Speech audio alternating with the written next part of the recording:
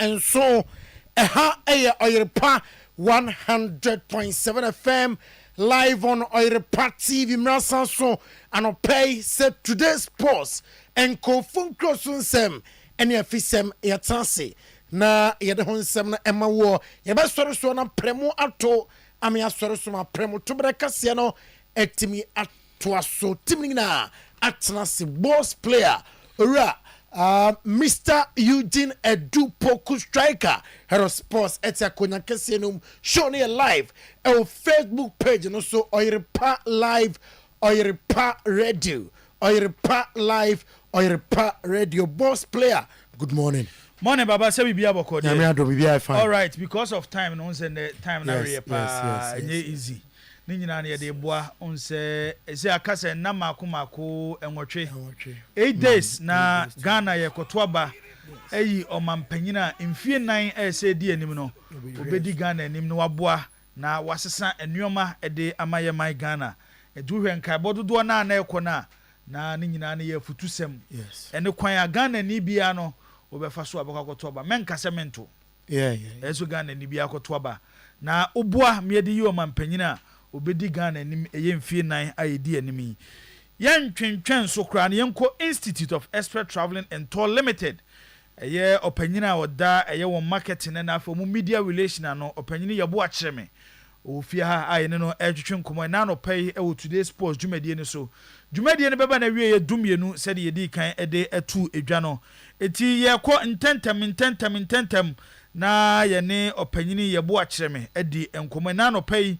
afa eye dwumaku a so mabepiem ewo ya santimem Ghana ene eba kwanto ho hyehyɛ omudi mutintiman ye pa omo ene no omo edi nkomo solo so ha solo akwaba meyo so boss se bibia bokode ya me adom boss bibia ye fine obani cheme ye mo akwaba ya nua na bibia bokode radio adom okay Institute of Expert Traveling and Tour Limited enano pede na mo edema ye na tiefo mo etie on Oyerepa 100.7 omo mo hwe wo TV ni me ya hodo a eye programs ni etwagu ne de na mo amode maye boss player me da se bebre me chia Oyerepa adwumayefo ahwefo ne atiefo nyina na Institute of Expert Traveling and Tour de ye ba se ya na hye se ye de ensemden kwa na ye de bra Ghana for ewo akwantu eho nhyehyeye na de di kan no na wo kan bibi aka just 8 days pe na ye koto aba ade ehia ye asundwie because akwantu a ye ka ho asemu nyina no ye kopa bibi kakra na ya bidi na wokọ na se oba na efie abode na ye se akwantu na akwa ne mfaso bia ni so tie sra Ghana for se obia ento aba no e wa asundwie kwan so na before se meka ene niama ye de agu akwan so no de ma memfa location no ene ye numbers entu dwansa na oba ye location na e okumase na ye wo soldiers barracks second gate near Assemblies of God asoro na ehwa na yewo ena ukọ Accra so a yewo Nungwa Brigade Junction ho na near police station ewo ho no ehwa na Institute of Expert Traveling and Tour Limited yewo na ye numbers no so enie 053 98 58 766 050 46 94 209 ena last one no ye 053 98999115 na oba ya so ya activities in the adults ye traveling ticketing hotel reservation to organization ni na ye den ye na visa ho hyehyɛ no so ye no ye marriage visa ye traveling visa tourist visit visa na business visa so ye okay na ye work visa so but and visa sa mutimi eye ho adwuma ebo ama manfo nya sa pepepe mi eye work visa business visa study visa permanent residence visa business partnership visa ena obi opeso de ni kire Canada USA anase opeso wonya Schengen visa ana opeso de ni kire Australia ana UK anase mposebia ni nyina no moye na emahu se health workers nurses midwife pharmacists lab technicians omunkwa na moye mo na se ye ma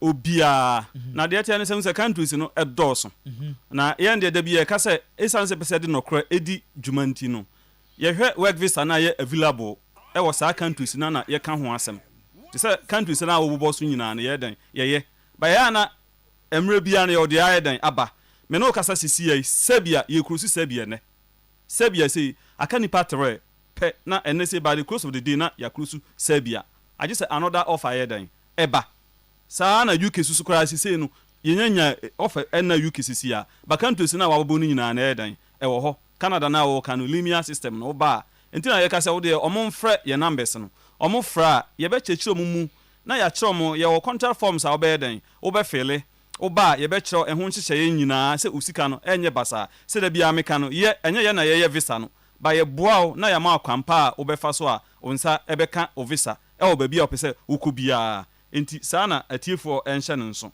na wo ka bibi to say Nesto supermarket na wo ka no ene da bia meka wo Dubai ye nya nkrusu ye sisi ame no kasa mi wura hakra na message bi aba mi phone so say anope ya guy baako de ya complete sisi ya na misio e ma mi message say guy baako de anope ya na nensa e kan ahanti eguso a o say by Sunday bebre so de omonsa be dan e be ka enti eno no yeguso a ye na ye di kan ka say Saudi Arabia no de for only nurses so we nurse na say unni pin code kra na on qualify ena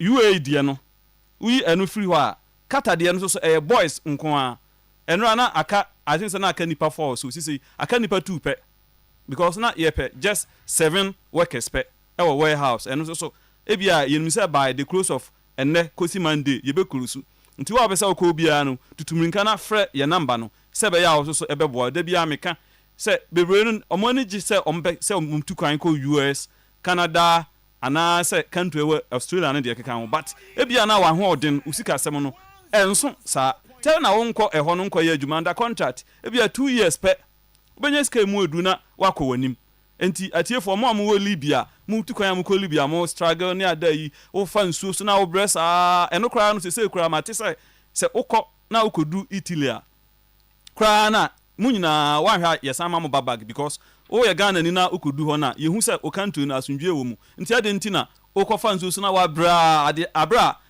short way e wo ha obetimi aba yaso ya ye beboa na wakọ ada Schengen countries ni bi ti say Turkey say ye ho adwuma sika na eye 700 euros a month I think say eye and so contract no first 3 months na yes after 3 months no it can be extend and as sika no e bi ba ka ho Australia so de no eguso ayeye enti atiefo Mexico so e wo ho enti mu na mo mfra ye numbers no boss ma me mfa number no entu edwa biem because yenko numbers ni hia pa yenko 053 98 58 766 and I say 050 46 94 209 053 98 99 915 enti se medical akano ye close ebi ene ya enti mo mfra ye number no sisi ya na mo nko office okwa ye secretary no receptionist no managers no mo ho ombehwe mo kama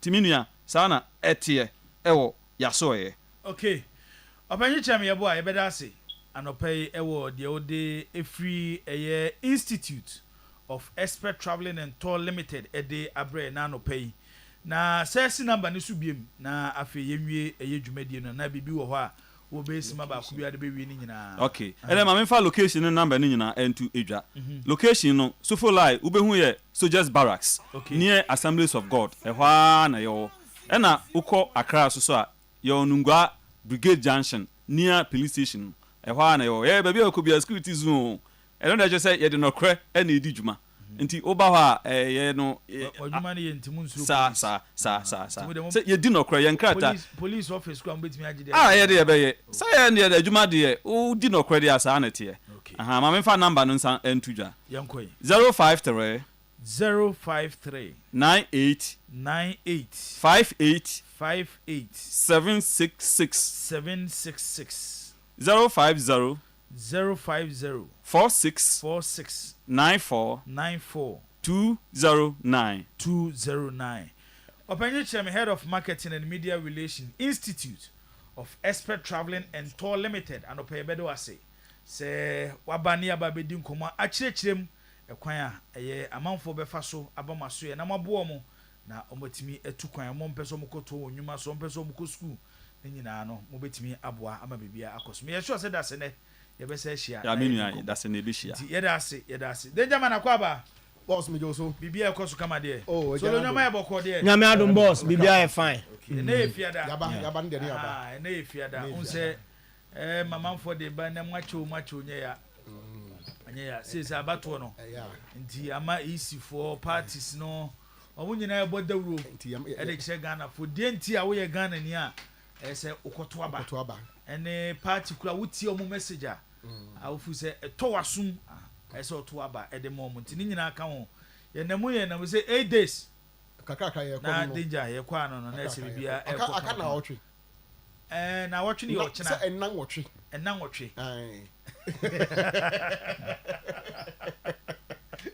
say na otwe ennan otwe sa oye sure yeah na otwe ennan otwe okay na otwe ennan otwe and a week so ye week a week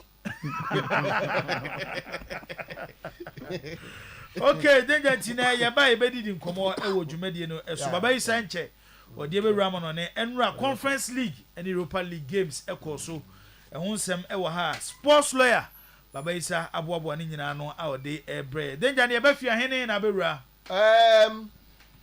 ya ba hwe fence ana ye koba no e headline no ya koba no be headlines no okay blasters wo mu kakra blasters wo na afin so no ya ba hwe kotokon so wo mu nso mo be kumase yeah nso wo mu na afin so no kotokon na no esan wo ba bi kakra na asisi ayi de se Martin born again betimi aboa me a mbacho cars me boa se cars yes oh yeah cars great super cars and mo ache no ho se mo bo ene yeah near Edu Jamfi that's going to be a good match Edu Jamfi schools and colleges Ashanti region yeah baba ya that's going to be a good game na mbacho say ya no pay ya o ma start cry ayi bo first match o bo ba ko so amas and man council amas yeah o bo no cars ne sims cars ne sims ne bebo cars ne sims ne bebo but o ma start o bo na and fast track and opokuare yeah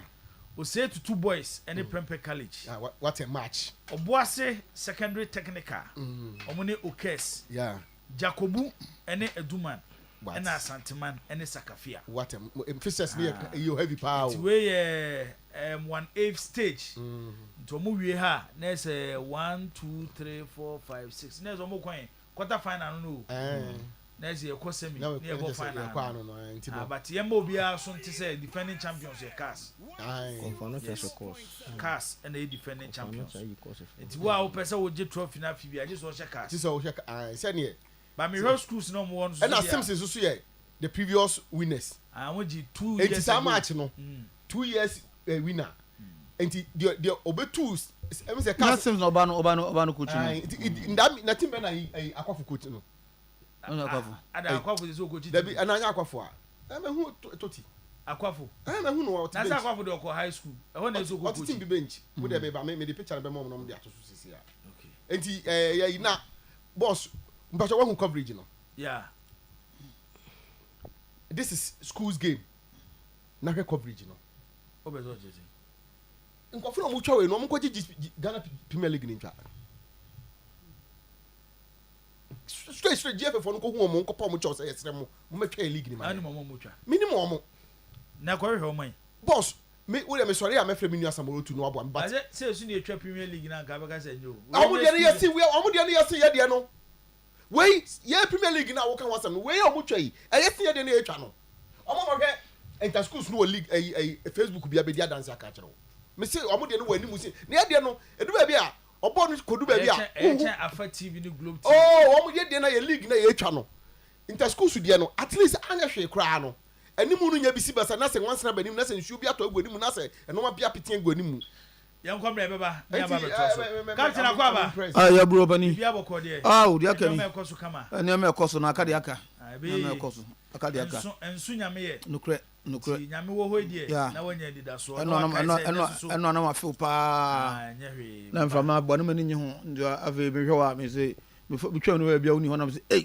papa yi o ko ase senka o ye mai ti na wa bai me who I want them who ana me spirit no sorry ai adwuma na si me wie oyere pampai bo petem me ginam ze na eba so me ginam aha ti bra na be paye na fa aside wo bom paye de amagana say abaton bibia be ko kama no na do nsem nyina asa atonyame ani of course say nyame no ya na oyin ba man ho sa ai ento medium hwe mu am say wona nyame yi mu me straight asem bia ni ho enti no nyame de me ko nwemre but no pa wie yi ezi nyame mam no wie na nwemre no oye enti o ma ba ya o ma ho to o ba yi me ba ni je ana wani age mani age me braba asem si trouble ni ho o ta say udimi nkasa sem jaba ba se fa ho uni chumwane sampa hye so mi guso o twam so be jaba nkasa me to a me ka sama ni nyina aka de se be kanyina but na me hwe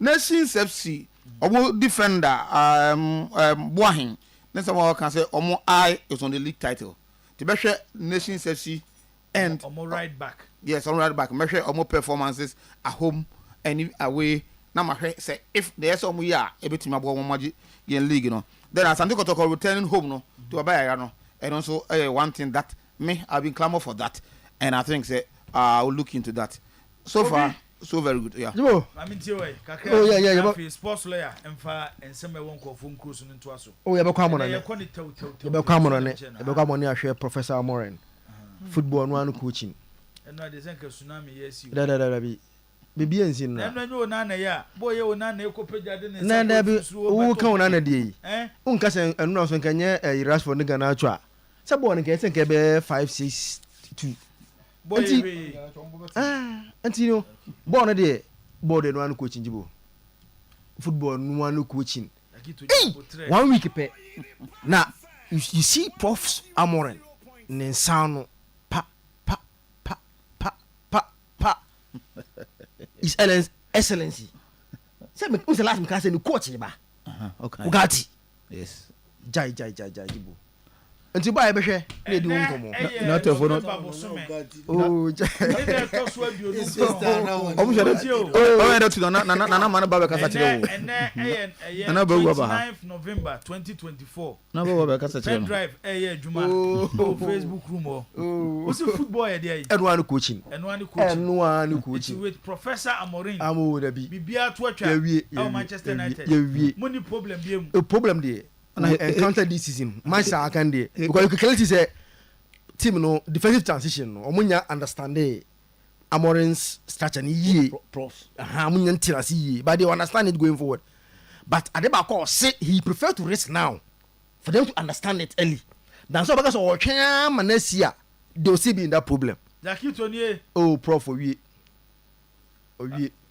body and one coaching na ba wa ba ha and one coaching is Swiss on the travel oh na say you ninsa no dmo enti anopay yamo special good morning biem na yamo akwaba Oyerepa 100.7 FM Oyerepa TV Masanson se anopay ye konko funkroso and semwa edi adencheche semwa no pay ebumfumpa onko funkroso no ya de honsem atu anim nsem no doso and anopay nemom de disafata se wohwe na wotie ena yede ema wo ketekete mampole bi ena akansuo ya anom akambu no pa anopay ya betu ya boase emra ya confirm emno nyina ama wo show ne live our Facebook page no so Oyerepa live Oyerepa radio Oyerepa live Oyerepa radio wo dia ne se wo share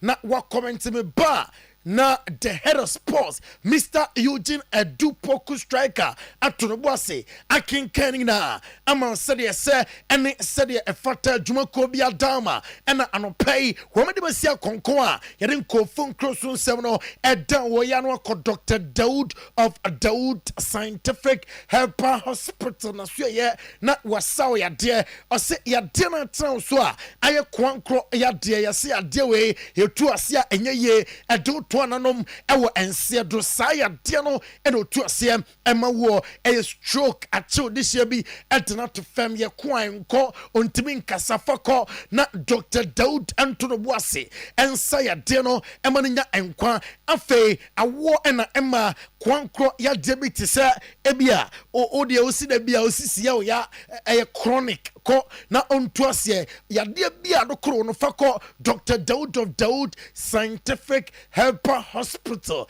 ebeboa no to ase amao na adjuso krapa old Metro FM Dynam ena awo seria samen so owo ho 0244 886-437 0244 886-437 0201 681-717 0201 681-717 na wafreko high sense wo na omwa high sense ebwa ama ujade ayefe high sense ebwa ama udem ho etimi ayefe nti 28 November nyankopon bwa eda echna ena promo no eba na wieye enti ko abusua mese ebia na ode ope air flyers ope blenders ope vacuum cleaners ananse ebia na ope sound system ope system sistema otimi se oboa sounds ne eba ebia ujade ho na ope niema decorative ho odem ho na ope TV papa nina ewo high sense asomode no ebo no fem esan eye papa warranty etaso enti ko showroom sa odo no na je anipa ne bi 0302 550000 0302 550000 na wako high sense amaso ye bosaba electricals man kanya ngina bi chandelier light, corner light, gate light, ceiling light, original certified cables 1.5 mm kopim 16 mm ope standing fan ebia na ope solar fan bia brabosaba electricals na bajibi ope ceiling fan omobi na bajat na ope orange na ope Mrs. Bronze Udorina, Oba Boshaba Electrica, so Bajibi, the near man of bottom, our fem, a sign, a papa, Entibra, a doom. PZ on a Kedetia market no Eddie and a doom Boshaba Plaza prisons runabout and a doom PZ and Tata Kofo Dynum Omo Ewo Ko na Amumwao now Feniman Uncle Ye Amon 0322 030383 and answer 0322 030838 0322 030838 0536 095 966 no affair Boshaba Electricals now yan zoom in into the stories na enra UEFA Europa League Manchester outdoor and a team eto Manchester United a transfer Old Trafford at Bodo Glimt ebona eka miensa Bodo Glimt forum at academy mienu na Nasama Surai or a player Emma Manchester United I don't say and kakra Manchester United players adapted to system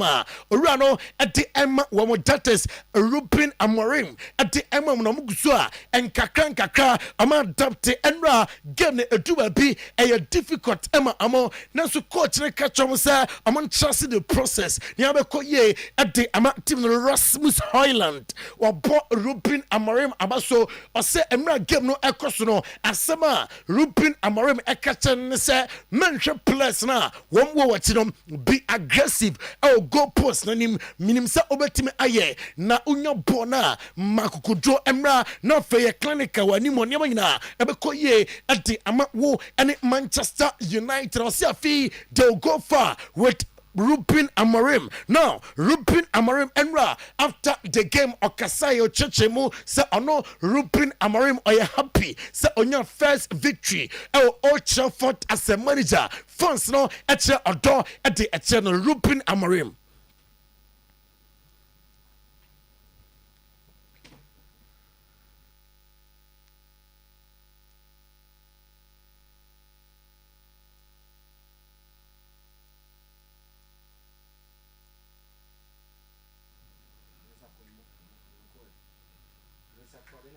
Enti Rupin Amorim ena ukoko piema enra ochem se wani je ho nyama koye ade ama team no enra enema boys ne eyeye na oye happy yanhwe se Rupin Amorim ade no ebe ye adwuma. Everybody sees good moments, difficult moments, some confusion in the end, trying to hold the result, but the lads did a great job. I think they ran, they pressed, they tried to do the things that we worked these 3 days, and we won. The first thing is that half of the stadium doesn't know me. Doesn't really know me. I came from Portugal, and I did nothing for this club yet. So the way they make me feel at home, it's so special, you know. It's not after something, it's before something. This is something. Enti Rupin Amorim manager Emma Manchester United. Etem se minya bibia emfa Emma club Manchester United. Nemom ohwe the fans ne eye e was stadium ha ama me feel it say me ofie now Tottenham Spurs enra omu semie no Emma AS Roma esemie no Zedin Santra Kasa afa Chelsea winner omunya no ho na ningina me de ho nsem ebe maw now make Europa League one sem enti Tottenham 2 Roma 2 Claudio Ranieri the Tinkerman a coach Emma AS Roma and on say na aye clear Diana onim and say a person team na edi enkunim say it is not beyond AS Roma say and kwambeba Tottenham Spurs Stadium na fe ama team edi enkunim ostra baby a team na efi and baby a team na bedum prempe na are you happy with pointer and na onya ye ewo away amba build upon that and na fe subsequent games Nima Koye at the Ama AS Roma Leandro Paredes a Roma midfielder or say Enra Adena Ama eche no ama we are singing and we say AS Roma a life PM Leandro Paredes and HM say with Claudio Ranieri the Tinkerman and Koma on the amu players ediye ewo first half from and on the motivate you more ama amu ball game num na amu a point a better than sa enka ombeluso points ningina and no a Leandro Paredes player Emma AS Roman Nsema ati atujam and no play Ant Postikoglu I say I am frustrated on your happy man at there I say I say goes now for your I'm a Roma phone Albertiti I see officer team no and defend ye a durable be not defenders no and I'm I go home be especially the second goal I say I'm also any chances be our officer chances no I'm meant to be unfun Twatna Claudio Ranieri the Tinkerman are celebrating the return to England with the let go the team a team and I was happy so are returning now for on point our Tottenham Spurs Stadium. Yes, I'm very happy when I come back in London or in England to play. I'm very happy. It was a difficult match. We know Tottenham is a great team, but Roma today I love a lot because we conceded goal. It was okay, penalty, but we make a lot of chances to draw the match, 2 goals out. But okay, it's okay. We have to work, and just if you work seriously, you can do something important. Ano aye Claudio Ranieri the Tinkerman manager Emma AS Roman Semi Tuja and Slavia Prague etrafie esebako amfa Jose Mourinho Fenerbahce ebon eka mienum Edin Zeko en Nasri ena enya 2 goals at the Emma Fenerbahce Jose Mourinho second half on the Fenerbahce team na a different car na amo aye man marking boy Emma Fenerbahce players enya space etimi pretty and on a boy a man couldn't dare etimi buy on board with confidence and on Sam for some time Fenerbahce boys no a game with confidence Jean Barrel on a Slavia Prague a captain I say Enra na enka 3 points nina and na amo epe ambepa supporters na chel say Enra victory entimi ama na Jose Mourinho a coach Emma Fenerbahce 1 are you happy with Emma Timbo a ne mmerante no boy and afe obo the likes of Eden Zeko Yusuf and Nasiri omungina obon baso.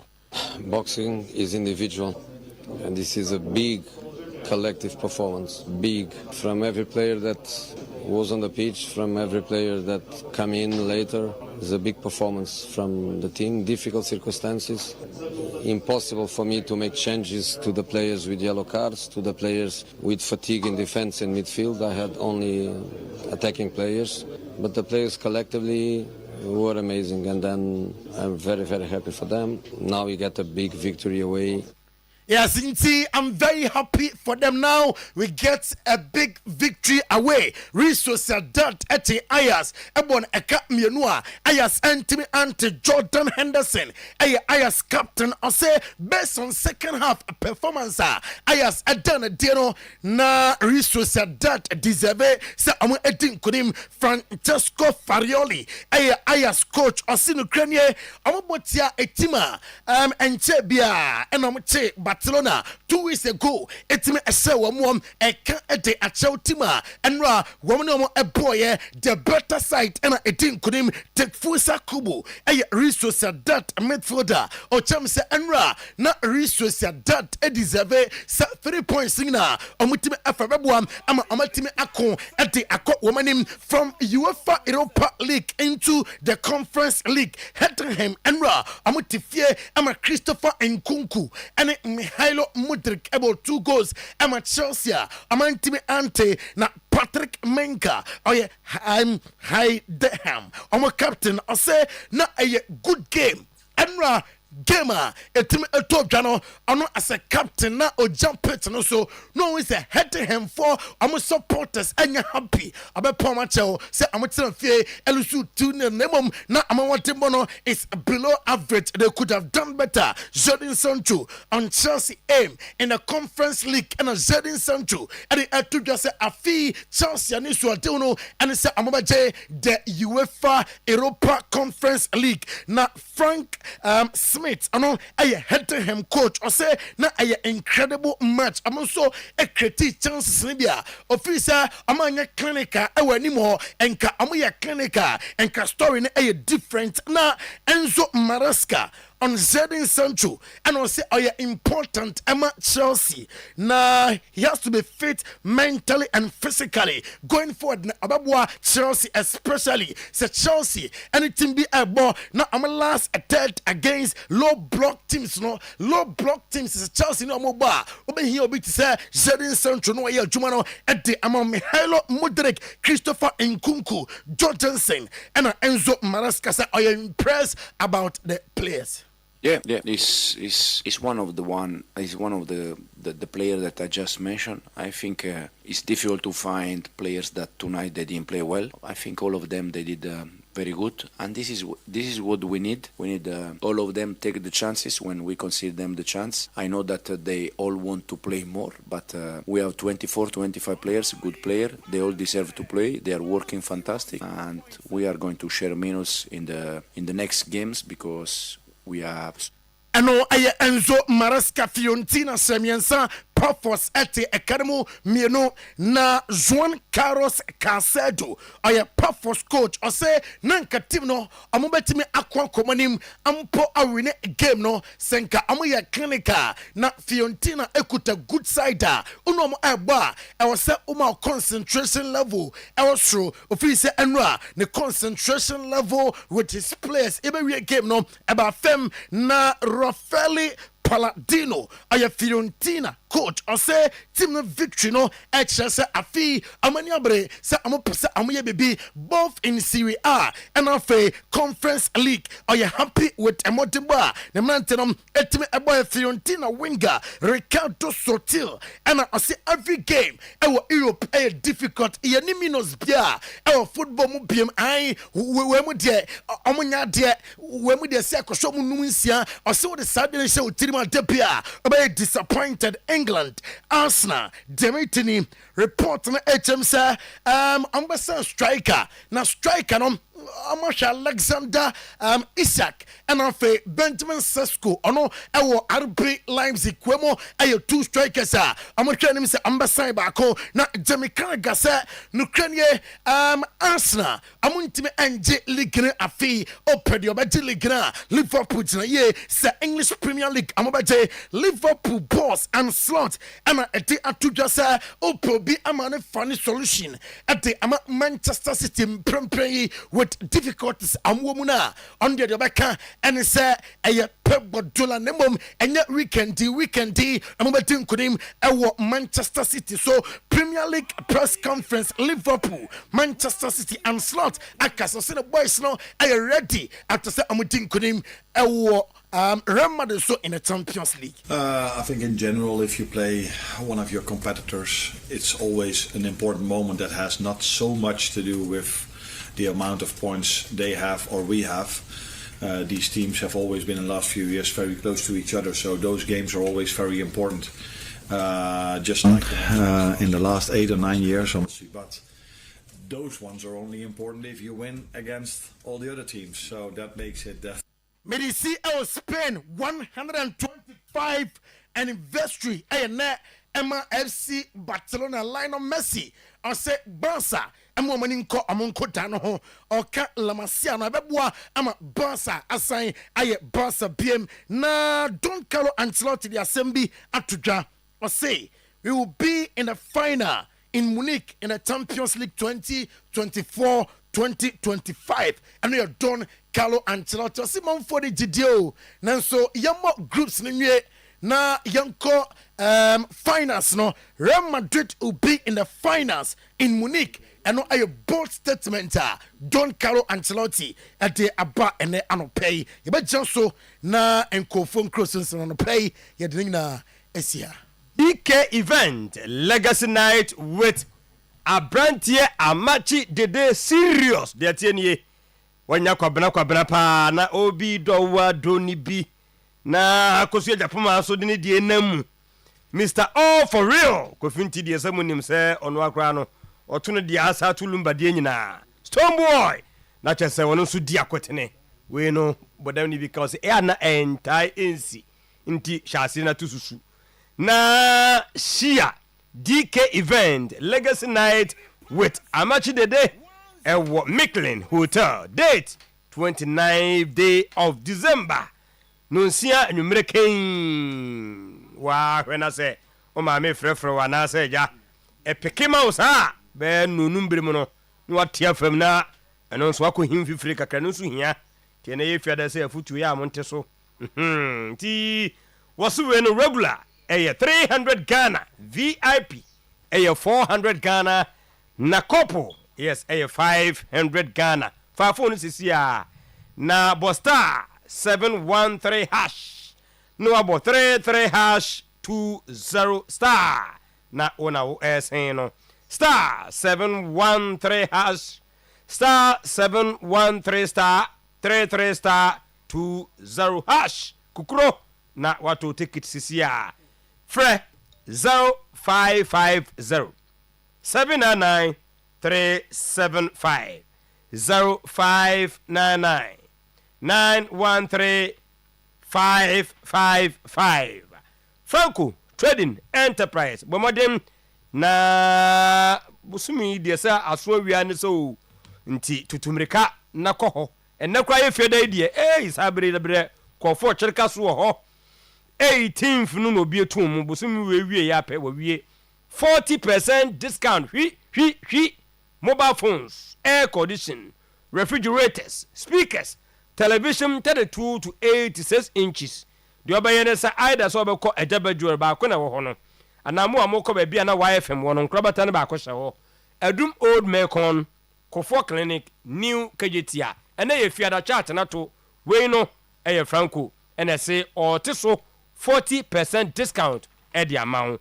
Fred number 0245 316 969. Ye kota na so apatapa New Site Junction. Abey Herba Clinic. Sikla yemfa sayade no enkoma no na ontu ase.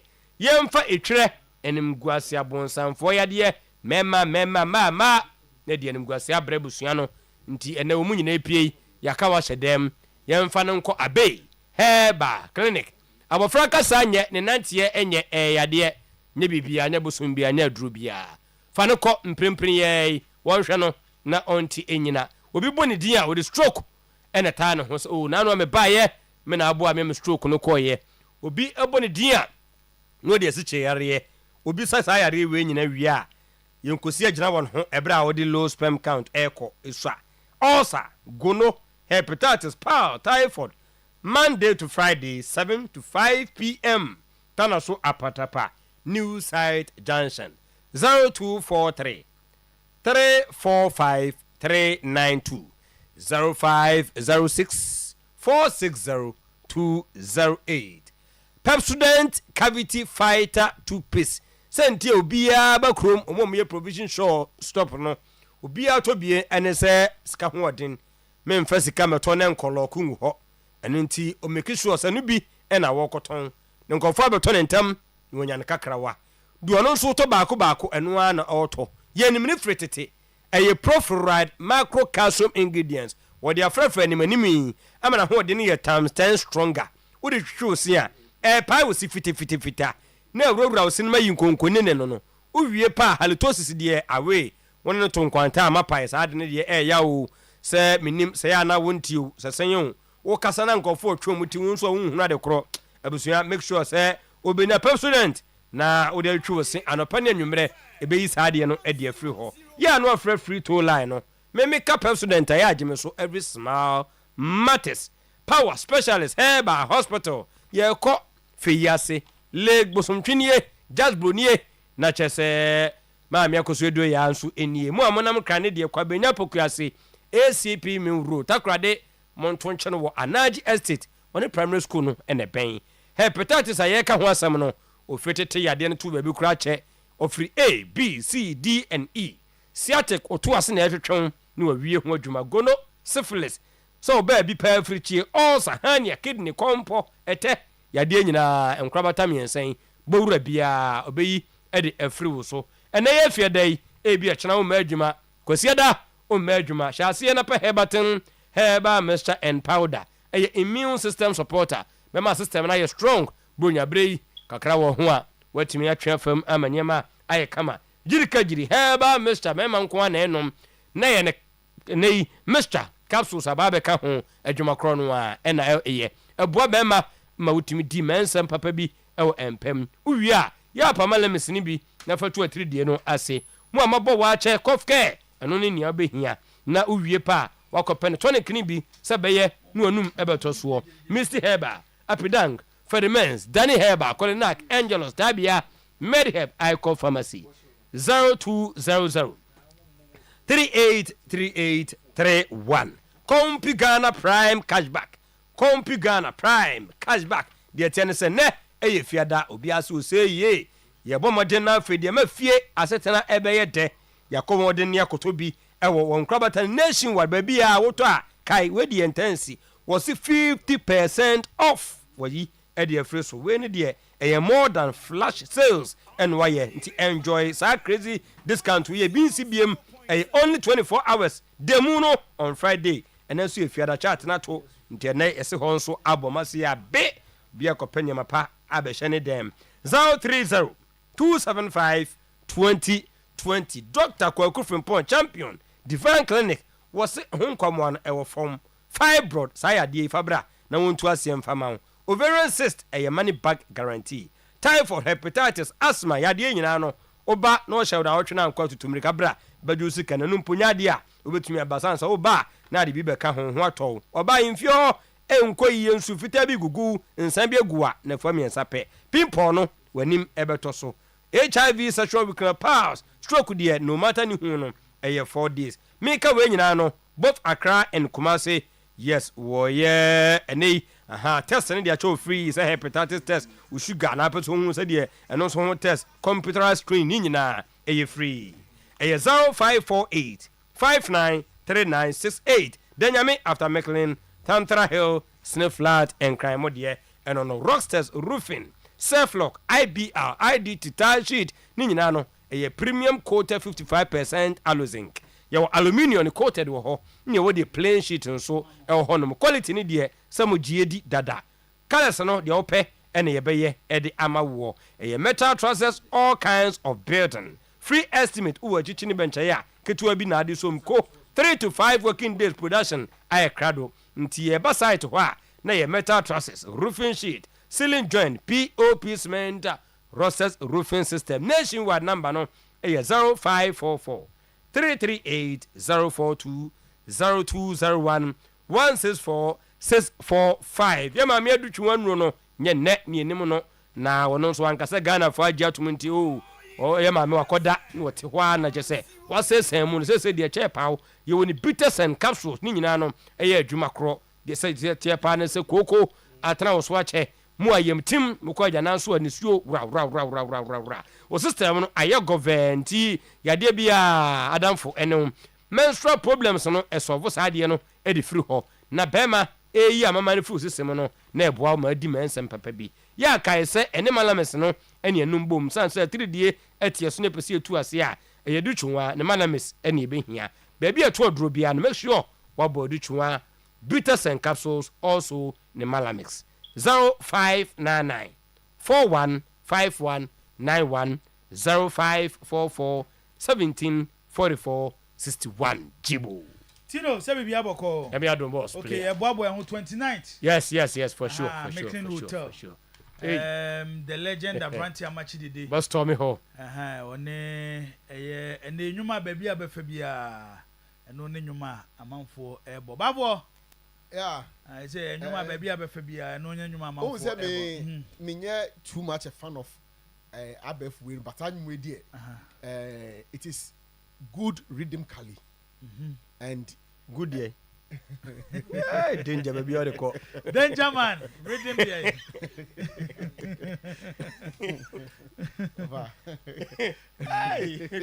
Danger. And you know we said I will train follow your home.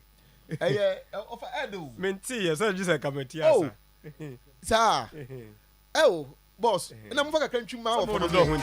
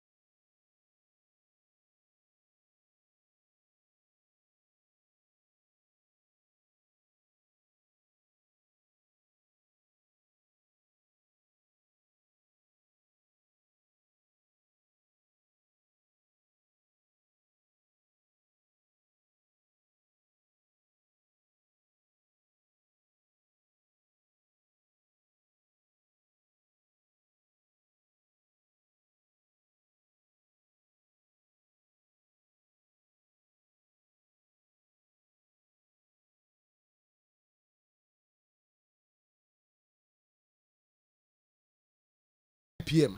Ekopim ochina no pa no num into 9 to 5 into ochina ye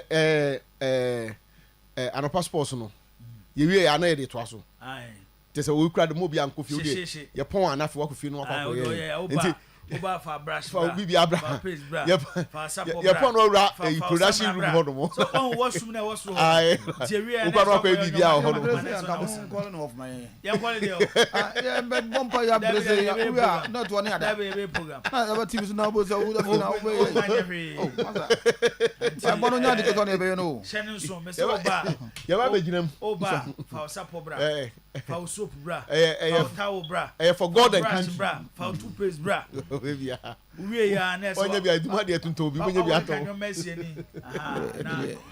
na pano wa yo hu ye no asabet na fa wa betu ya pompe na fa okofie no forest na bibia wo de bra e bi kwa na head of sports anopa no opusu ne ho so ho na wa ye bibi ntu de bra why akana so na asobofo akese mo ewo asantime mana for mo host two programs ewo Oyerepa FM Oyerepa TV Promise FM ne Promise TV omo nyina eba be piem ewo eye dwumadie no ase ye no Oyerepa FM abro san nanim ho pe aya ba bia da bia ye no na ha Petem grounds yeah Petem grounds no ho na ye di eye sa adwuma no anyomtofo eba bi ne kwakugye simebe oche Nshiraba Patrick ena fa anyomtofo bebre se ye kwa akoto abai yemfa ye ho nkohye nyamensa na yenwie na afi asundwe enye oman Ghana dia eno ene de ye hwehwe Dangerman headlines yanko na momfa ayinu mame nto ase mame na ne no momfa na no ni to ase me sira momfa nto ase mame because me de be ka ase mo okay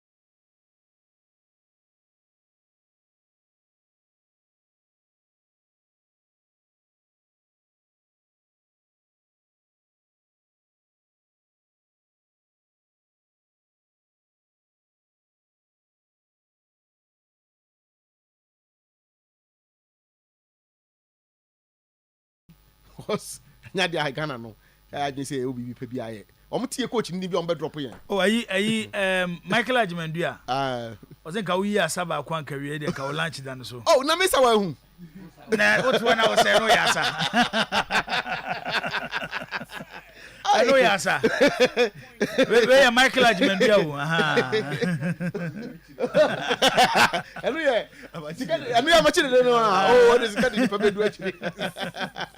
Boss, the lion chases the porcupine with landmine back to Kumasi or say Krum as lawyer Safuduku's future stars faces the anger and fury of Kotoko on Sunday.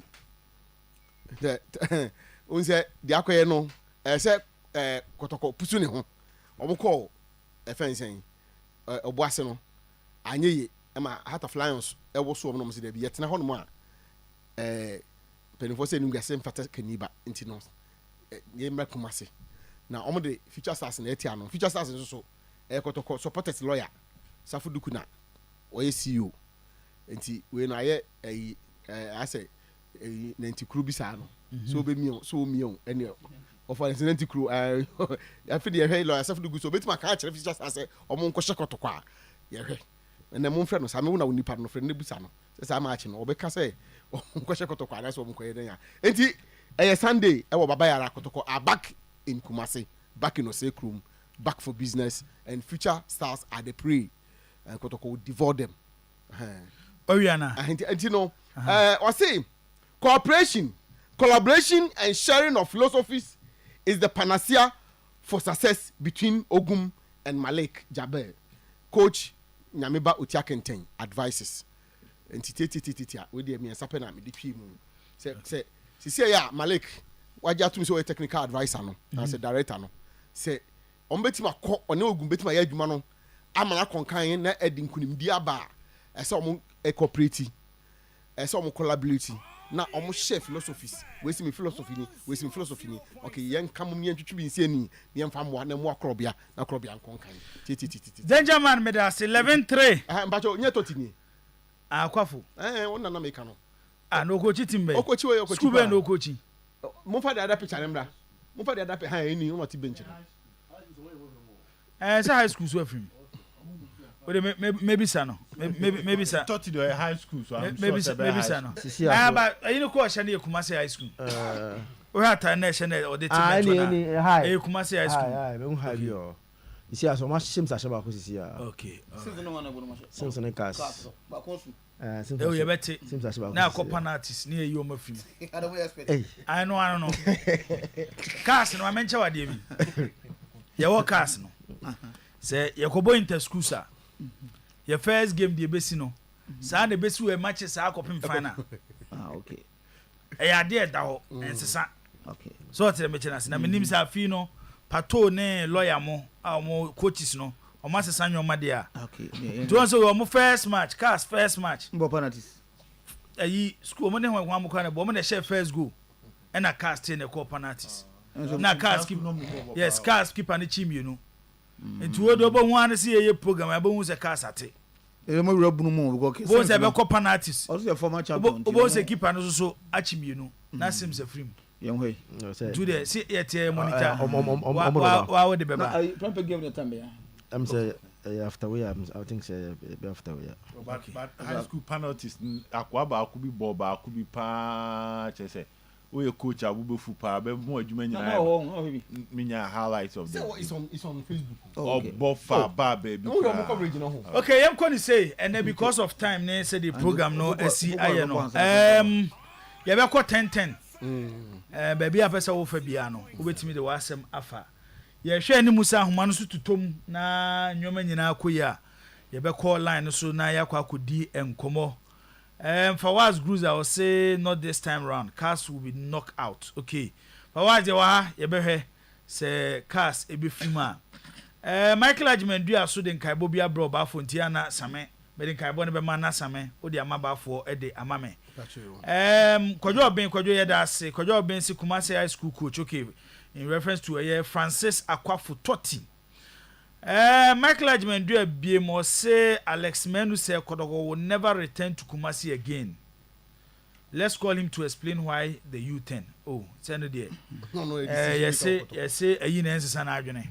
Nti nipa da sani bia at a certain point ultimate take decision bi na edu stage bia na one say decision na o take and say was some argument. I don't know why ebe we kra no they will come anyway no mfa adan na mfa and mfa because Alex no onye decision taker decision maker at Kotoko and everyone say na ojin baby no can asem but officially Kotoko they never told us say they will not return to Kumasi nti sa obe no nka Kotoko na kan ya ela nka obe ne epe but abi we dey ne nya pe bi Kotoko nka so mo Kumasi bi Alex na o kan ampa I'm who say no so they 2 million no what they can asem and now say he just bragging so he's a braggart nti no e be ka bibi na zaki to ne na gina baby oh ya bi no odwena num enye na num na odwa no odwena num obe ka na ne si bibi so no you got your point now omo free say anybody can get up and somebody who is closer to the management can just get up and make a statement and or no now is fan of making some statement and said uncle you ma Asante Kotoko some at times statement towards the coach any do okokan Managerial referring you know one of those things now we free say we've got into your point that he can just get up and make a statement was our only official position so those are the treating with the two baby now you concentrate and I can exactly can say Kotoko na be can then I think that we better nanke da yejuma but we dey emphasize na o hatana no bi ana o kan na anya yi okay Kobe Q so the free Italy Kobe Q say Zakofo also or see Bim is the best Ghanaian is the best musician in Ghana now okay Kobe Q the other aban no Zak ma mention say free 10 minutes baby apese wo de wasem fa bia no uwia na akomi asum na ubedaba na afiba for so aba na afi ya first run no ho ne de besi na sima na ebeka akire no na we say de besi ache no kopem say ye be sorry dwumadie no so ye tiefo ene ahwefo omo so adwan ye no omo so nsem omo de bebe de beka ho na afi news at 12 no aba betiki over Zak mamintie we Debo, I think 10 minutes. Yeah. If you are a United supporter, ma wonin just say that you've seen a coach after just 1 week, the identity Jibu very clear how he wants to play his football. But I think one I said that and Hagasi for some signings that he did. Some of them none but Managerial 50 million euros from Bayern Munich, Jibu. It's one of the best deals that under Ten Hag United did.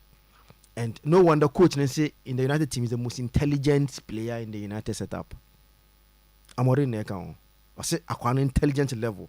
So he plays it to perfection. And so far 2 games as a right-sided centre back, and as a 3 centre backs on our right side. He has played it so well, and I think it's a good way. Again, Ugarte once again, HRS this system is Ugarte and Ugarte is this system. And a perfect game. The energy level of Ugarte in Murford alongside Bruno Fernandes, how he commanded and masha the Murford and Ranojibo. It tells you that Amorim just needs 1 or 2 transfer windows to get the players or more that intensity that he demands. A more of a pressing. From last season, the United, United, 72% in terms of possession against a side. I think last year game be 71%, but Ebian will do 72. And that's kind of at a point in time 80 plus possession for United. It's a total control under Ruben Amorim. They press you very well, win the ball at the high. Then they try to the Akane say the Garnacho would improve on his goal scoring. Rashford had decent chances of Munina Ebony now to go here. Boroglit said Mekasena Jibu Capres on Babashe, okay, Divida Chamafola because Papa said, the Borogit on Babashe United Old Trafford. And Tiandra, even though the show said they almost were energy, Mutumika papa, but for the Amoran style and how we, now and can be into it's a sense in our ocean page and Sandra. Ojiboni na boy on film phone no Manuel Bugatti on an Ojiboni na boy and football the Jibu and one coaching or coacher uda obeda football and one coaching and Andra Amorim Ajenkwa Amorim Jibu question ko bantem papa den ko bantem an ke be haju papa the way Jibu Amorin is a modern day. Amorin Bantema, Manchester United and so far. Yeah, it's a modern day. It's Amorin Aba, a behead Amorin Bay. It's a modern day coach. Now weekend the morning. United elbow home against Everton on Sunday. Okay. Now Oko Arsenal on Wednesday. Okay. And yes, Everton on Sunday, away to Emirates on Wednesday. Now Ukwade Wednesday, Man United Arsenal Emirates. Ukwade be ya.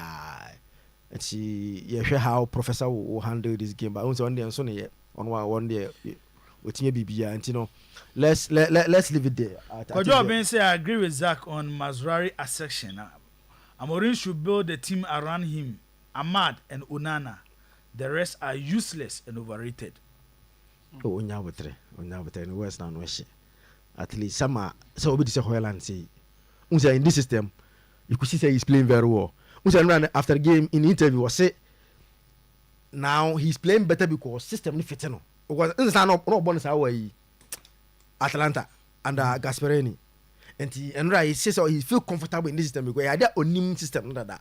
And they who know about 2 goals man FA and I think say some of them Lisandro Martinez is playing very well and the other guys are Jibo maybe are fine and so I count 5 Jibo Zach Kotoko back to Baba Sports Stadium.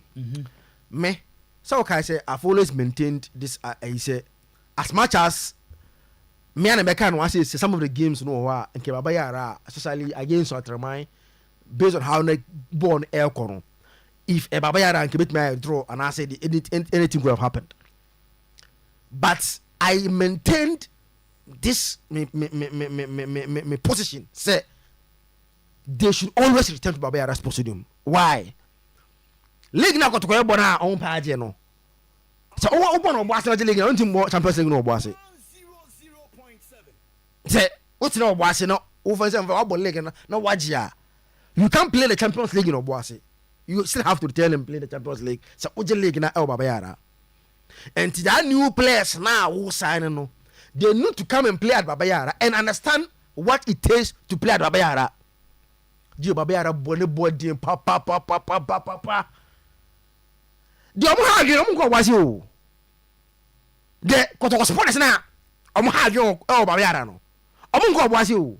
Ono ni class ko ko wase. Ono mo ti jasafo. Amokum Abu Onikes can say. Oh, like most of them no. Maybe I've been pushing him and but man got Onikes can say.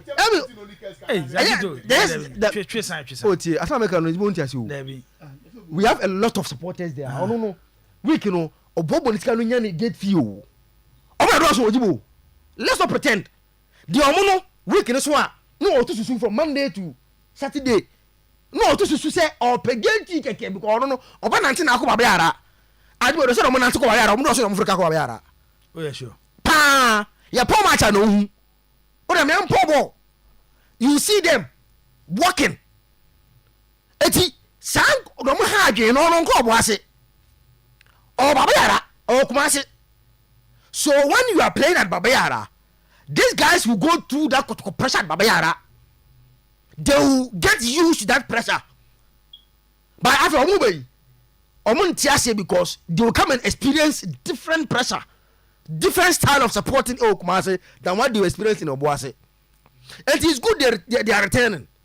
And it's good say the AFN say at least they are not returning to play has in first.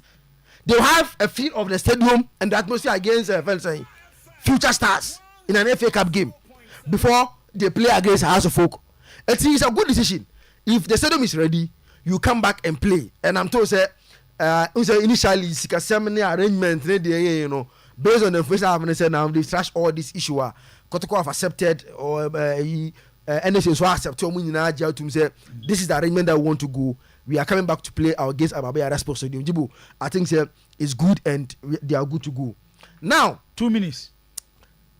With the issue about now Malik Jabber fine you didn't come about Malik Jabber until the moment fancy war na me call blasters Jibo un say utie the one of the some of the reasons that they give us okoshia omona un say ke reasons that honum na say ke omopama no because he has shown say onye mature Otuado the presentation the report no the come on no he has shown say onye brave enough onye matured enough to take certain decisions because there's no reason in making some decisions that are making here. And now, Jibo, if you speak to some of the players, at least some of them there, at least some of us here, I see as a number 4, as Uti Omo concern, they are saying say they are not happy with what is happening at the Blaster today. Some of them are withdrawing and not coming because they think say the coach is not matured enough in certain things that he team no. It is a Udu stage where it's either you allow the coach to leave, get someone to continue, but every they still have trust in Otoado. The only thing they are going to do is that they think that they have to beef up the squad. That's the Tenga team one of them. They think that some of them are not matured enough. They have to get some matured guys to come and help Otoado, and they still believe that he's the best man to take Ghana to the World Cup. You don't want the benefit of that, but what we are saying is that Otoado should understand say football, especially with blasters, and we like Bobby. And what's the atmosphere and I say, and making certain decisions. They say it doesn't make one sense that from the one. So good decision no make here no. Ghana for now nobody accepted it. Even though Ghana's Asekuru is a very nice good player, but yes, this is in pet. Who say collectively? Virtually everybody was saying why? Nobody accepted that decision. Say Kudus and made a Blasters captain to lead that games. No, but let's see after Omuma knows our confidence if he can be able to correct the wrongs that and now we'll move the team forward. Okay, so now Maker from the onset, Abraham could take a decision to go to Obuasi based on charges Ghana Sports Authority for Eddie Eba. I was not in support of that. And I remember I said there's no way say Obuasi able to me a compete with Kumasi Babayara Sports Stadium. Even if Kotokra decides to be treated as a Sports Authority at that time as a 5,000 be upfront and sana domatitino. So Kotokra decides to be treated. Na Kotokra to me year Sika Kotokra bet me nyano Babayara Sports Stadium in a match day no. So Obuasi full Obuasi Stadium no intimi. Even as Kotoko half Babayara Sports Stadium. So until Sekoba say after no more renovation, then now needed to tone down for that because renovation there. You have to post in to never be brain, you almost heard you. So until somebody heard you, I was always thinking Kotoko will have to come back home and play. Because one Kotoko, if they really think about our numbers in terms of supporting her, Kotoko we see to that to say as someone at any point in time. I am not saying Obuasi is not a good venue. Obuasi pitch debia me kanfo e wo ha. Me bo Obuasi so abaso e wo so mhostu Kotoko to some extent. But Asante Kotoko are too big to the extent that some to tell me year in a game, every game you expect say Ankabe 2000 saying 20,000 supporters. 20,000 supporters at the Babayara Sports Stadium. Oman Makrano, it should be that. Such as Asante Kotoko, how big it is. So, and now Oma take his decision. I think it was welcome. And I want to believe that Asante Kotoko, numerous Asante Kotoko supporters from far and near will be happy to see their team play at the Babayara Sports Stadium. Mr. Poku, at any aspect of our discussions, Babayara comes first. Now, Kotoko Rokos Okutawo, Linkley Stadium. This particular league, 6 games played, 3 games won, 2 games defeat, and 1 drawn. So, we more 6 points. We more 1. So, go to 7 out of 7 plus 6. It'll give you 30. Okay, right? Games. I'm about how many games? I'm about 6 games. 6 games. 6 games. And 6-3. Yes. Amount 18. And also how many points? Omanya 10. 10 points. Yes. There's almost 8 points to home. Our home. Okay. So a well prepared as Anduko team, in Babayara very difficult because it's on record say team most other team be a big league yes yeah if you points are wakwa no fie so most teams enya a lot of points at home more than the over away with the exception of Nations FC this year per points or 22 points no emu 13 away and a 9 home no all other teams get a lot of points at home as in on my way so I want to believe that Kotoko will be better placed at Baba Sports Stadium essence of Mobono Linkley. So once at the stadium no Oma Clay be problems or issues will be no resolved no. I think it's all good. And it's starting from this Sunday. From that they move to House of Folk game. Mr. Poku, so imagine how to House of Folk game na Kiyakobono Boase. A game amount for person the biggest fixture. Na Santo Kotoko Ekobono Boase Linkley. And look at maybe Adanka Kotoko a lot of revenue on Kombelusu. Because entimi fa enipa embro 15,000 boy. Linkley I think enipa cost 15,000. Entimi emfa embro. But Kotoko ni House of Folk nipa anko kra no. You expected from 20,000 going up. Now say the name from Omunya 20,000 achieve. Now say the name from but at least say Kotoko when Kotoko is playing well, now say enema at the year. When House of Folk is playing well and enema the year, you can better promote that match and get a lot of revenues. Essence of one friends say Linkley ho. And sana ebia na Zaki Asmana waka kwase so Ubo League we bonus ojia the Champions League you always have to return to Kumasi Sports Stadium and play there. So I think that a good decision say Omoba at this point in time. A good decision. So Omunyu Future Stars game no and Access Park you know. Then the big game on the 14th or 15th of December between House of Folk no Ababe Twaso. So they are welcome. Whoever says Omumba back you know the decision is Asante Kotoko. Kotoko has taken a decision and we are going to see Asante Kotoko. A lot of people are not watching Kotoko matches this year. A lot of Kotoko faithfuls. Omun Timinko Obuase, Omun Messe, Kotoko matches. The TV so unya the best of TV telecast over. So at this time they are you know already. Most of them will be trooping there. But Oshe by numbers attendance every single season. The last 12 years. Season for phobia could be a drop it. Of course, that is where you expect us. And Omobano, they will need results to convince the supporters. And now we expect the supporters leadership no. Concentration beko rather than idea any field no. So yeah, me boy Baba responsible you be any supporters leader was him. This must come from the management. So I think it's at that aspect you know. The supporters, supporters problems in terms of filling the stadium. No, over the years, Bejitum said the team performance and to play role. Kotoko will need to up their game. That is why decisions are almost taken by bringing Coach Malik on board to support the work of Coach Ogum. No? A lot of people support it. No? So I think all these things is almost transit. No one send money now because Ghana, unlike in Europe, they feel like this is my team. So whether they are performing or not performing, it's a team that I support. Ghana, no, based on the number of wins that we win, and the consistency over here in terms of wins. So they have to bear that in mind and make sure that the supporters don't move to the Kumasi Sports Stadium anytime Kotoko is playing. At least not any job. Also, Kotoko move from Kumasi. Sundays are not Kumasi quiet. Sundays Kumasi are quiet. As any other activity. Because Kotoko no one of your source of activities the young Kumasia. Since Kotoko ni hano obuasia, one you need to find a Skadoboko stadium. Two, Kasika, the risk involved and whatever. All these things no is going to stop. So I welcome Asante Kotoko. Maybe on this Sunday, Yebo Stadium to welcome them. Me Accra in particular, men share down Kotoko game this year. One game I'm trying to hear that me Kakra. But you know that telecast you're the best, but you have to manage sometimes.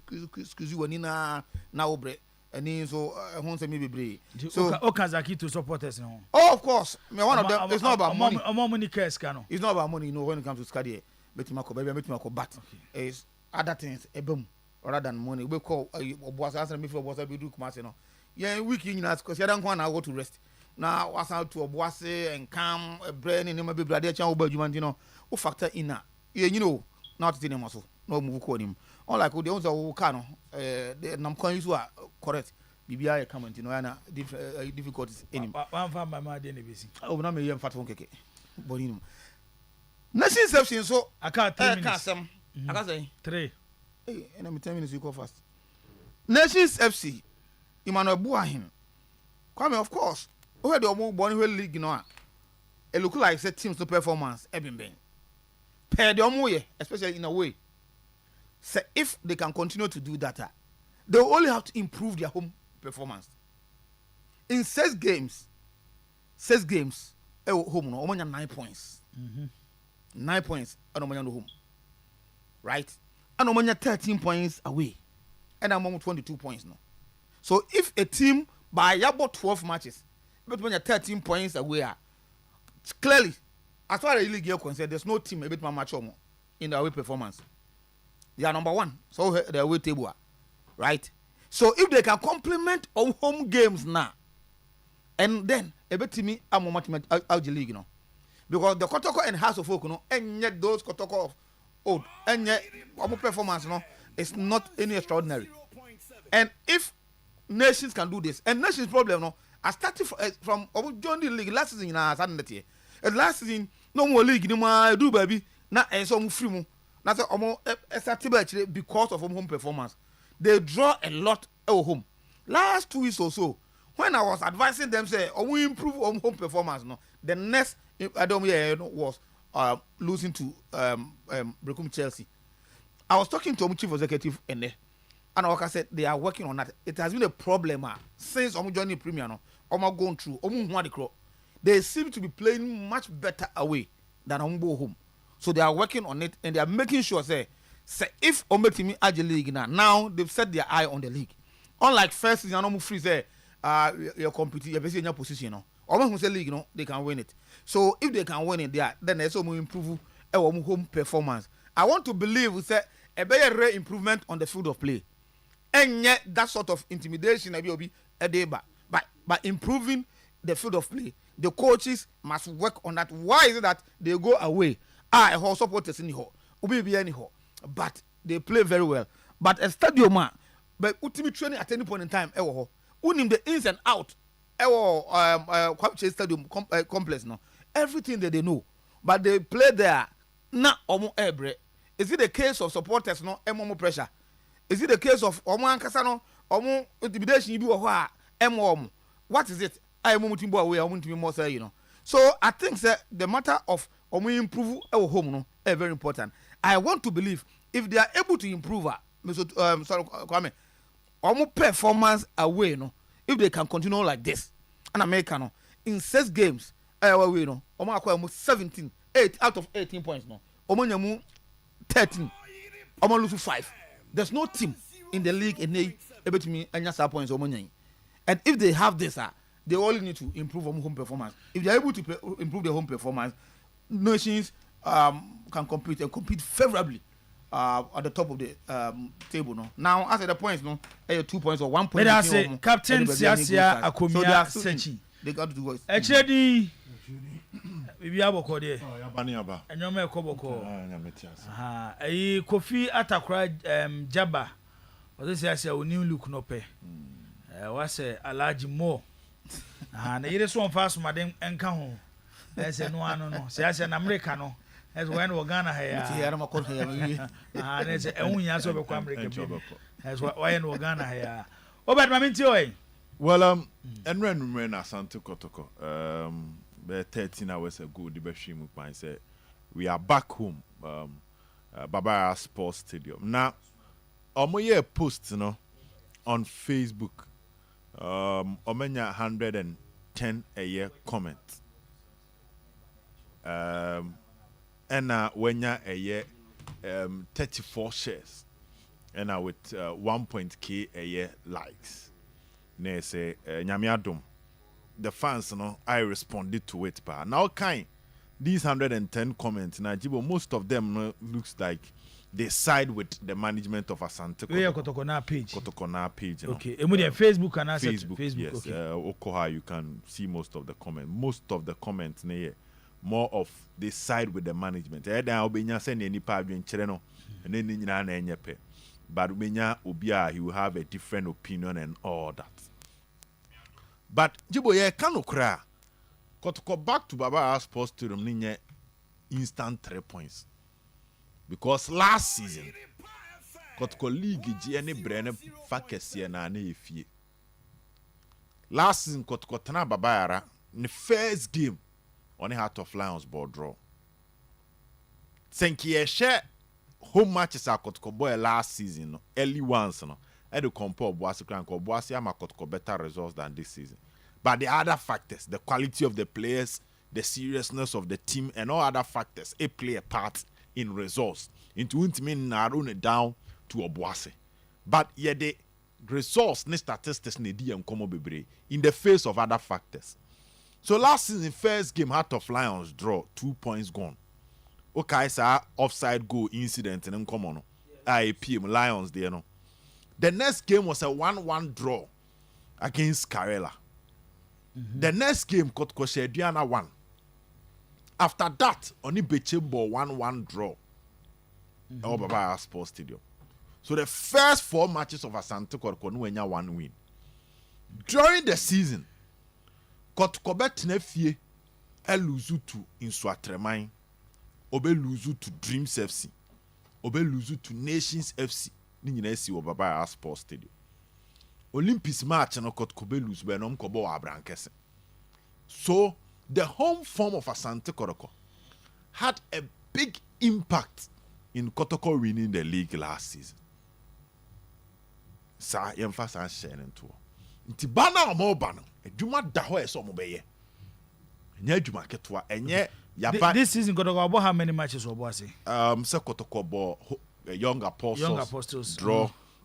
And Obo Accra Lions win. Bo Samates win. Bo Inswatremai win. Okay, about 6. We lose 2 Okay. And we win 3 and we about draw 1. Okay. And when you how many points? There's 10 points. 10 points out of 18. And almost first 6 last season. And one may move 4. Yeah. Lions, Karela, Adriana, Bichim. Yeah. Omunya 1 point against Lions. 1 point against Karela, 3 Adriana, and 1 against Bichim. Yeah. And from 12 points, which are 4 games, no, Kodogonya 6 points. Yeah. The next 2 no more home, no. I have to get that one for you. Now, me pay on top of my mind that arrangement. My hand may not arrangement in the pepe. Okay. But after Bichim, I think there was an honor on my board Dreams in Swatre. I'll have to get that for you. Send you basically so pay the amount, not to a year down way. Make I say if you are looking at notable matches for Kotoko, Accra Lions count. Okay, I say numero. Yeah. I'm gonna Kotoko 3-2 be in Swatremai nya win waha, Nations nya win waha. These were Dreams FC nya win waha. Until last season home na Ankasano. Ye born a tougher and said that Nkuya Makotoko sa. Asante Kotoko home league table last season no need top 6 mo. And Kotoko I think they placed 14th, either 14th or 13th for home league table last season. That was Kotoko for you. Until coming back to the Baba Sports Stadium no, and yet all fanfare. A Juma or where somewhere. First one against Lions, right? Yeah. Lions. And then 0-0. Karela. Ya baby si Bichim to my Karela next 1-1. And I'm Biana 1-0. Yeah. And I'm Bichim 1-1. Dreams 1-0 against Kotoko.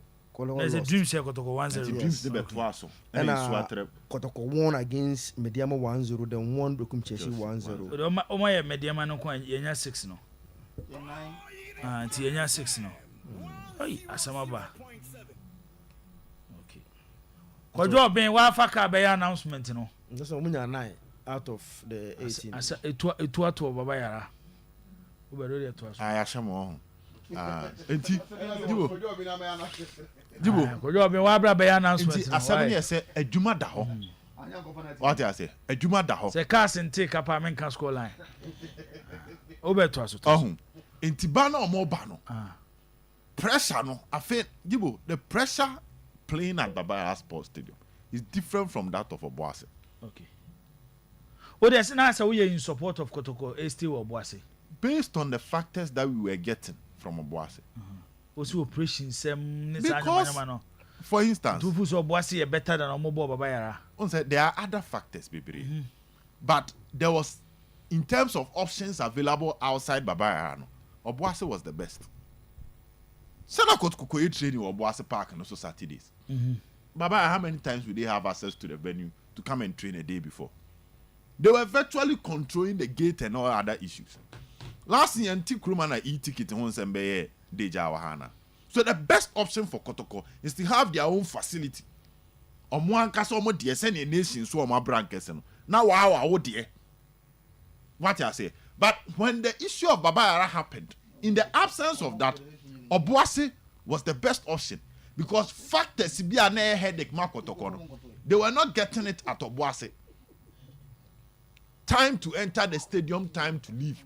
Nesho Monsa. Even in terms of gate process, Nesho Monsa Baba obey. Your mandatory security measures were all. And Eduma, that's the point I want to make. And you can say fanfare Eduma. The new NSA Komobia. I hope that part is resolved. Because last season a very big issue. Okay, last season Kotoko Ball was it RTU around December.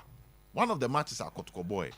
And then Kotoko publication said some staff of NSA omo in a ticket fraud. Yeah. You didn't see last season. And yes, say abasa. You have park na nkasa so a you how the results was. Zach Pacho last season home league table na mama say no akandi. Kotoko no in the top 10. Omne has nyina. The reason they struggle was hope. Any settings or mobano. Because I go to home to your mother's at once. There be a Juma. It's a tough one about. And even to get the fans to come to Baba Sports Stadium, and also a Juma 15th, yes. Some said they were annoyed. Last season home table. Yes. Gotta go 15th. Now Lusu, now home, how many teams the team lose 4 matches? 17 marks at home. Only at 30 points. Wow. RTU 8, 16, 28, House of Folk 17. Home table and house away. And above every year with 23. So we'll draw a home table now. Wow. So what did they make can I say? This also make us say a 14, 15 because I some of my capping. But I will not on the face. Got on that first away. No many more points away than in the team 19. Okay. And a house now so home warrior no. It is second 18. That is why both teams were no has no control a home and a last season more bre. Ghana League. So what and this season a start year for them as our TSM. So coming back at Juma yam pena K bia. Soma babaka Jibo. All the necessary things must be done. It always has advantages. When we take decisions, we look at only the advantages. Here are disadvantages. Okay. Obuasi had its disadvantages. South coming to Kumasi will have its advantages and disadvantages. What you do as an institution here, say, you try everything possible to reduce the disadvantages. It's yempesi yabeti gate in Komobiem, yempebiate. Yempesi yabeti say, and obi bie puno anajo before a match. Ema waiting be call her, ekoye bibi, yempebiate biem. Yempesi yabeti say a bo, ye kwa away a de eba huma, na players ne pressure muntimi nche, yempebiate biem. All those minor disadvantages, the club must put in a plan to fix it. Coming back to Baba Sports Stadium, we'll call for a proper communication strategy, proper match promo strategy. Let's not just assume say you need team number Kumase no. Nipa ne be sorry aba. Jibo, I'm telling you, do Sundays. Krum have boss so rough. Until about 20 years. Maybe any dozen. Yes, until about 20 years ago, you do Sunday, you ni money, say you need a costume akwa no. They say do Sundays a month for event or more year. Any joint ajibo o fawa wa ube pie no hu say wa relax it stress be will go through the weekend disappear and more. So you have to convince somebody say I should come to the stadium and that will give me the best form of entertainment and help release any form of stress. Say them refreshed for the next week. Okay, that is what the weekend is meant for. Say as I say me could the weekend na me ba no na bre na me bre week ni nyina free me so any kwan say yet to see abakeke Future Stars match in Kenya, yes, yeah, but no matter gum. Yes, because I know Friday or China Saturday. Ebi China ebebaso. You for one day yet. Danger man. Jibo, many manusin. Wow, politicians no many brains on mupe vote. Kroma be biabe febi omu penti omu colors. Both parties and even the minor parties. Before the election, one so many abre in terms of creating awareness. Okay. And then be biabe febi obia yene die. Medase. Bafo. Boss. Me ba ho na ene Andrew. Berima ba bafo awua. Yes. Andrew. Berima ba bafo awua. Me bodi hu ba bi e ko. Yes, me name no. Ah. Yes, me name no. Na o share Oshewura. Oh. Yes. Name. One ne yire Adelaide. Oh wow. Aha, omo ba no. Andrew Berima ba bafo awua. Yes, o Najis. Najis Angels. I wo here. Santa so about side. Okay. Najis. Ene na woda. Nti opapa no maame. Omsi emfa ma. Onse opapa ene ye takwa dompem. Pepesa hene. Yes. Aha, no. Yes. Nana Piao. Se we dey pon ya frɛ no. Ene ya na ma frɛ no. Ah me dey me frɛ no. Ah ya frɛ no. Ye pon ya. Nti ene Andrew Berima bafo awua. Ene na woda nti ye fa fidie so na ya wish no happy birthday. We efiri o maame ene o papa ho. That's right. Na mo se fa fidie so na ye fa ema no. Nti me sure say ni school mo so ko teacher fo ni nyina ha no mo hwe. Nti Andrew happy birthday. Nyame nkoso enhyira wo na onye wo kese. Danger man yankwai. Boss. Aha. Na anu ya aha. Why I said manager kwa de mayi wa free. Ono menene wo yeah. Menene wo yeah ontimi fa ibi amfa wa abra mete ha. Yes. Danger man yanko. Boss, manager mena meka. Yes. This is entem answer. Ai. Eti me mrambe say do come nipa obefa so abade I don't care but the yanse be say entem. Wake mama me kwane dia ye pon me so betu ho. Eti mo two assignment Oshewura na ye fensen manager ni nyina meye. Ye di jawa na ye di aso wo. Enti no I think say nipa na the text message ni ba no boss either say ebia na Alex might have not said it in same exactitude and now say ebia he's been taken out of context then tell me can say and any 3 days meet Alex ewo to me oni wa wakra Edison na interview no and per sa interview no I'll be surprised say the same person bit my say enya dia kotoko be ha no da because clearly nene position and say decision bia empenifo no be take bia no omo de kotoko no mosom as supporters no and therefore empenifo so omo kumase a all well and good omo be di achiri empenifo so obo ase a all well and good omo be di achiri so we just oppose to na then a bit surprising say the same person will take that the same way no nti like me can earlier on no either say bia senior or can no nyesa pepe ni bia tester no can na say bia he has been taken out of context and bia tisa and ebi o kan we eche no san adwene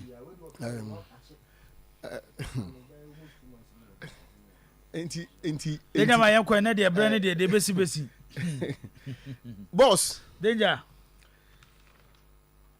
Ghana found itself in a group with Niger, Sudan, and Angola. Ghana ebo draw miensa ena oluzu mensa out of the 6 matches are Ghana boy no points 6 matches no part 3 times 6 be ma 18 points. Ghana enya 3 out of the 18 points. And now you can say, so ufa FIFA ranks now. Ghana has slipped down to 77th position on FIFA rankings. Boss, me patrol any million Mahamuni say FIFA ranking no. Eba wo no ma bebre mu. Number 1, say wo ko perfect international friendlies bia aboa. Wo rankings crown the kind of opponent ubenya. Number 2, even who players crown pono say omo ko amanone ebi teams bi wa amanone bepe wo mo a wo rankings etimi influence e kire how mo ball no ACB ko. Then for me the most important say eba ne say ye draw in any competition bia no a o rank no so kire say ye baby be draw in test e ko ba ne say bia ye seed na say ye do koto a certain lot bi mu ni sa no na enti o ranking by FIFA enye ade asese ye didi agro enti say if in February na ye 67th na say in November ye 77th within this period of time no you drop 10 places and they clear say we don't seem to look back as I'm here you be koso ati akwechi then the be gina ha because of bad performances I put up recently because FIFA ranking it is largely influenced by our performances. Yeah. And you say, be away within a certain period. And I say, who better players, and I say, DNT. Who performances within a certain period, you know. And I bet you say, well, you better rank high, and I say, better rank low. And now, you can say, clearly, your performance, no, and yet, and mama, your last matches are yabo, as far as the AFCON qualifiers are concerned. Maybe you no. Why not a dear him as the coach? As I say, oh yes, I didn't mind a Otuado. Boss, the information we are picking, signals, drops of hint here and there from Otuado report or the command, the Executive Committee of Ghana Football Association, which is the board of directors of Ghana Football. Mm-hmm. And they say, number one, players need to be on now omunya wa bi so bebo hamano. Number two, was players no e mantem. So no to is afle players ni say omomra omo mantem. Na the players ni mu no. Number three, or say there is division in the team. Team ni mo ache mienu. And he was a kid to camp and or Harry camp. We gina ha na we gina ha. Number four, or say captainship no send you no handle captainship no. Aka hu bi na ma de ese ni nyina esi. And that or the captain come ma kudus no. A decision on who is a kudus na onu ho no mo. Now, information I pick, and I think the other times I keep to my head drop hint, you know, one of say some of the boys I decided say Otwado na they may even not come again to play for Ghana because of the way I handle affairs. And yet, Omo in charge of the game. Omo the power to decide on Otwado. Can today not be able to decide and tell the whole world they say? Ebia, as I said, Otwado, Yamane Tranch and Yepe coach for. To the extent that before Ombeshe Otwado Nanu Ukwadano, now Omo as the ESCO has met and come up to tell the whole world, say, Omo dissolve a non-existent management committee. Okay. A management committee, I know, be any more. Omo so much dissolve it. Omo say, I can't hear say, maybe I'm trying to date you. And then 29th. And then Rana can come here retreat. Some okay. I'm facing the 28th. I'm some better myself from Moon Central for no. Some moment I mean coming. Me mean can't be. Mean co. But for him to us where we are.